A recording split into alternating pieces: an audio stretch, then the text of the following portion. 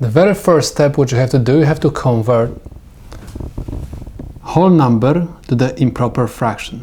7 has to be converted to fraction. How can do that? Simply write 7 over 1, because 7 divided by 1 is 7, times 3 over 7. Now, take a look. We have 7 and 7.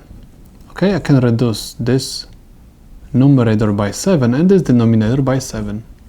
7 divided by 7 is 1.